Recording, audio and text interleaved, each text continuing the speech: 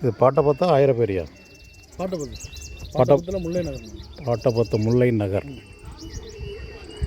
முல்லை நகர் பகுதியில் இது இந்த பூ வச்சிருக்கீங்களோ? ஆமாம், முல்லைப்பூவா? அது இல்லை, மல்லிகைப்பூ. மல்லிகைப்பூ செடி வச்சுருக்கீங்க. போரே போடலை இது வரைக்கும், அப்படி தானே? போரே போடலை.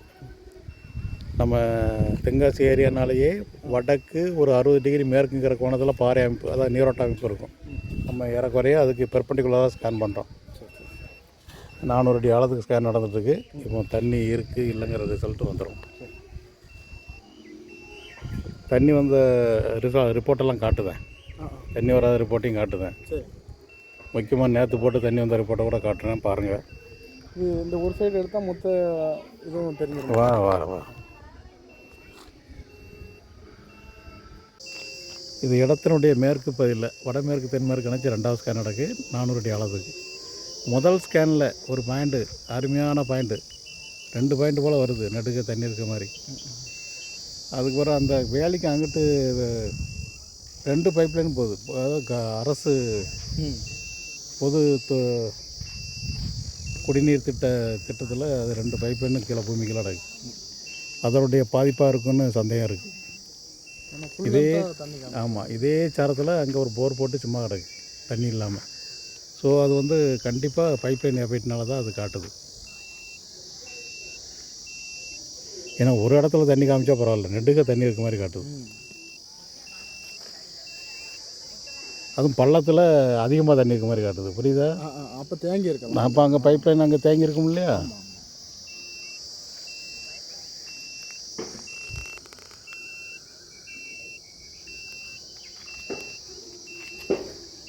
இந்த ஏரியாவை பொறுத்தவரை 30 அடியிலேருந்து அதிகப்படியாக 60 அடிக்குள்ளே தண்ணி வரணும்.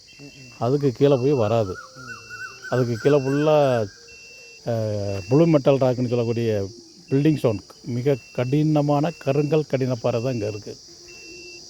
இந்த பாட்டப்பத்து ஆயிரப்பேரி 2 பஞ்சாயத்துக்குமே வாட்டர் போர்டு மூலம் கிணறு தான் கொடுத்துருக்கேன். குளத்துக்குள்ளே கிணறு சப்ளை தான். இந்த ஒரு போர்வெல் சோர்ஸ் நான் கொடுத்தது இல்லை. அது கொடுத்து எவ்வளோ நாள் சார் இருக்கும்? அது கொடுத்து ஒரு 15 வருஷம், கண்டிப்பாக 15 வருஷத்துக்கு மேலே இருக்கும்.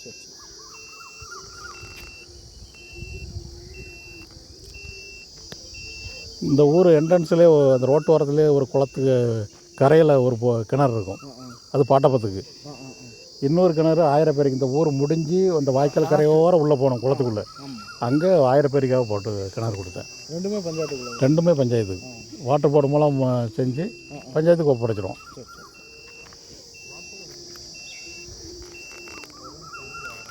ரெண்டாவது ஸ்கேன் முடிவில் தென்மேற்கு மூலையில் ஒரு பாயிண்ட்டு, ரொம்ப ரொம்ப சுமாரான பாயிண்ட்டு. அதில் ஈரம் சகதி வரலாம். அது இயற்கையான ரிப்போர்ட்டாக தோணுகிறது. அது பக்கத்தில் போர்வெல்லோ பைப்லைனோ செப்டி டேங்கோ எதுவும் இல்லை. முதல் ஸ்கேன் அந்த நிறைய தண்ணி வர மாதிரி ஒரு ரிப்போர்ட் வந்திருக்கு. அதுக்கு நேர கிழக்கே ஒரு செப்டி டேங்க் கிடக்கு. பைப்லைனும் இந்த நடுக்க பைப்லைன் கிடக்கு, 2 பைப்லைன் கிடக்கு. ஸோ முதல் ஸ்கேனை நம்ப முடியல. ஏன்னா செப்டி டேங்க் எஃபெக்ட்னால தான் இங்கே நிறைய தண்ணி இருக்க மாதிரி ரிப்போர்ட் வந்திருக்கலாம். 2வது ஸ்கேனில் தென்மேற்கு மூலையில் தான் பாயிண்ட் வருது, ரொம்ப சுமாரான பாயிண்ட்டு. அதை நம்பி பொருள் போடலாம். ஒரு 30 அடியிலேருந்து 60 அடிக்குள்ளே ஈரம் சகதி அந்த மாதிரி எஃபெக்ட் வரும். இதான் அந்த முதல் ஸ்கேன் ரிப்போர்ட்டு முழுக்க தண்ணி இருக்க மாதிரி அடையாளம் வந்திருக்கு. அது நம்ப தகுந்த ரிப்போர்ட் இல்லை. இது 2வது ஸ்கேன் ரிப்போர்ட்டு. ஓரளவுக்கு சுமாரான ஒரு பாயிண்ட்டு, தென்மேற்கு மூலையில் மிக மிக சுமாரான ஒரு பாயிண்ட்டு. 30 அடியிலேருந்து 60 அடிக்குள்ளே ஒரு ஈரம் சகதி இந்த மாதிரி வர வாய்ப்பு இருக்குது. ஒரு வீட்டுக்கு தேவையான அளவு தண்ணி ஒரு 500 லிட்டர்லேருந்து அதிகப்படி 2000 லிட்டர் அளவு தண்ணி கிடைக்க வாய்ப்பு.